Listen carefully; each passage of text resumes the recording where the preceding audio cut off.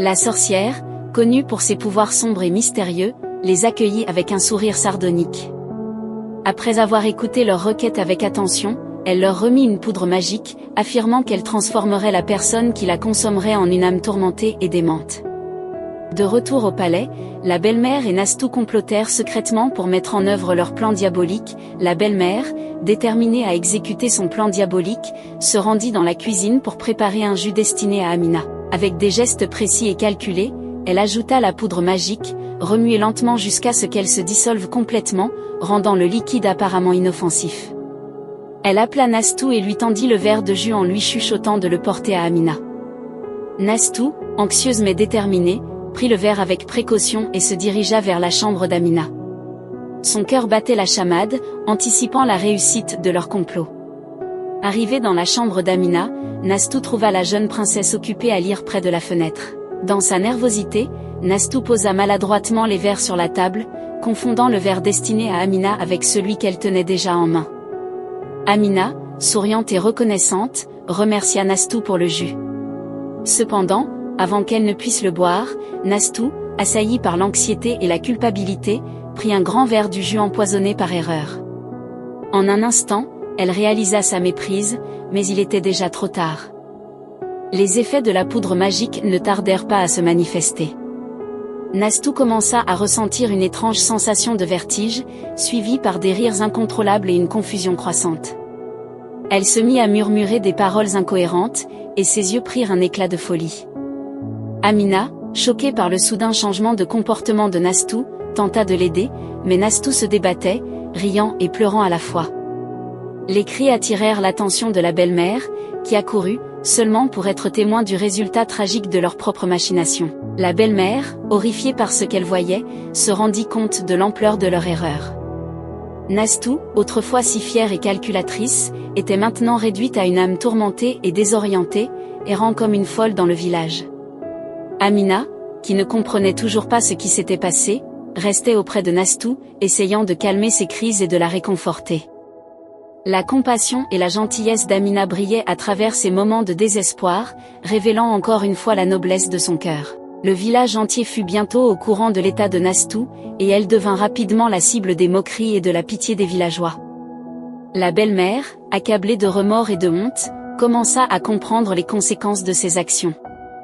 Elle se retrouva face à une réalité cruelle, sa propre fille souffrait à cause de sa quête insensée de vengeance. Alors que le village était plongé dans l'agitation et le désarroi, Amina restait déterminée à découvrir la vérité derrière l'état de Nastou.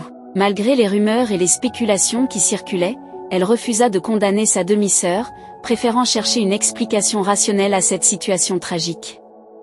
Elle consulta les sages du village, les guérisseurs et même les chamans, cherchant désespérément un remède pour aider Nastou à retrouver sa santé mentale. Chaque jour, elle veillait sur sa demi-sœur avec dévouement, espérant que son amour et son soutien pourraient guérir les blessures invisibles qui la tourmentaient.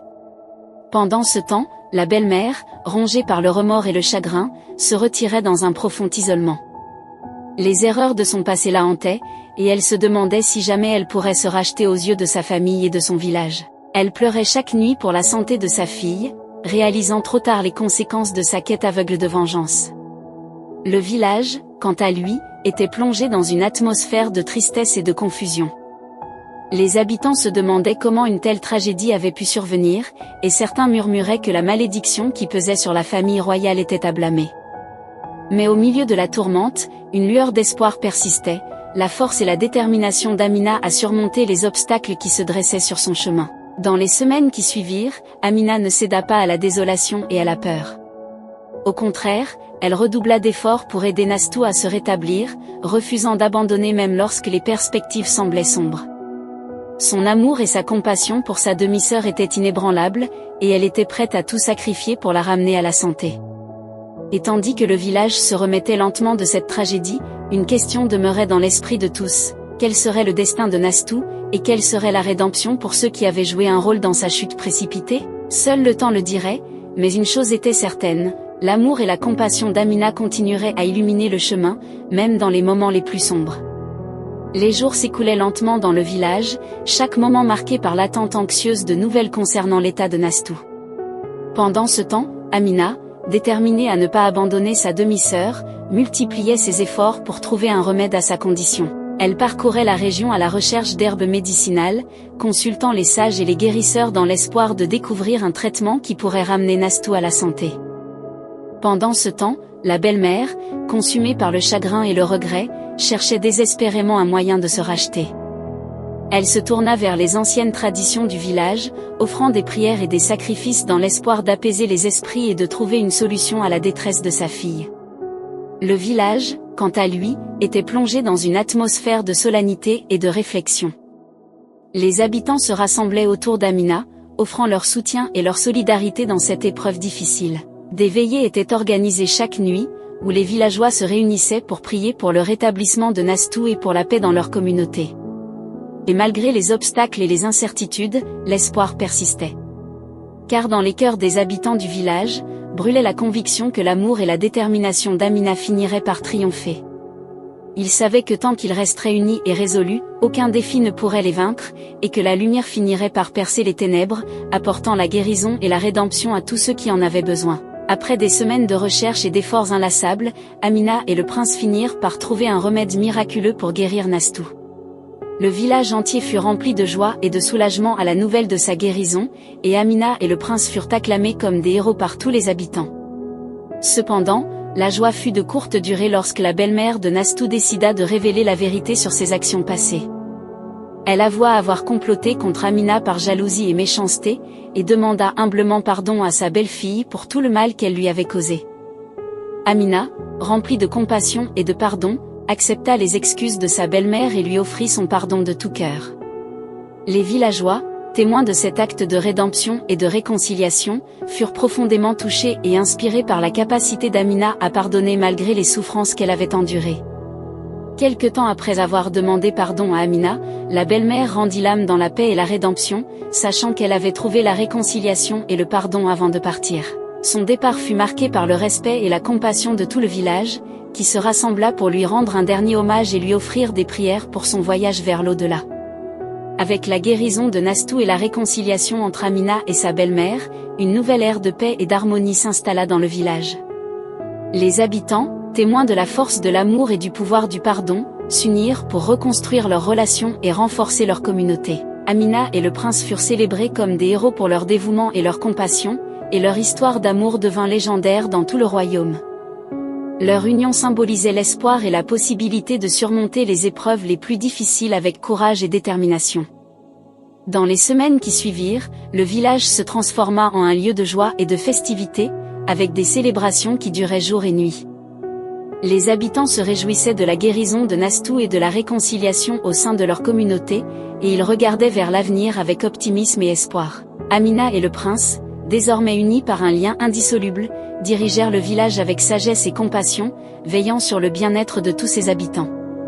Leur amour et leur dévouement étaient une source d'inspiration pour tous, rappelant à chacun la valeur de l'unité et de la solidarité dans les moments de difficulté.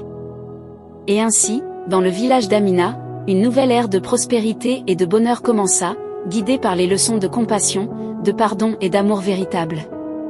Et alors que le soleil se couchait sur l'horizon, illuminant le chemin de l'avenir, les habitants du village savaient que, tant qu'ils resteraient unis et résolus, aucun défi ne pourrait les vaincre, et que leur communauté continuerait à prospérer pour les générations à venir. Après le décès de sa belle-mère, Amina fut bénie d'une nouvelle vie en portant dans son ventre le fruit de son amour avec le prince. Dans un élan de joie et de gratitude mêlé de tristesse pour la perte de la belle-mère, le village tout entier se prépara à accueillir ce nouveau membre de la royauté. Lorsque le jour tant attendu arriva, Amina donna naissance à un magnifique prince, symbole de l'amour et de l'espoir pour l'avenir du royaume. Son arrivée fut accueillie avec des festivités et des célébrations dans tout le village, témoignant de la renaissance et du renouveau qu'elle apportait avec elle. Quant à Nastou, elle passa le reste de sa vie à être redevable et reconnaissante envers sa sœur Amina. Chaque jour, elle lui rendait hommage en servant le village avec dévouement et compassion, offrant son aide à ceux qui en avaient besoin et partageant son amour avec tous ceux qu'elle rencontrait.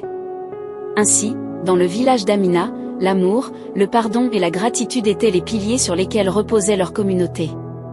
Et alors que les années passaient, leur histoire continuerait à inspirer les générations futures. rappelant à tous la force de l'unité et de la compassion dans la construction d'un avenir meilleur. À mesure que les saisons passaient, le village d'Amina continuait de prospérer, guidé par les valeurs d'amour, de compassion et de solidarité. La naissance du prince et la vie dévouée de Nastou envers sa sœur symbolisaient l'espoir et la résilience de toute la communauté.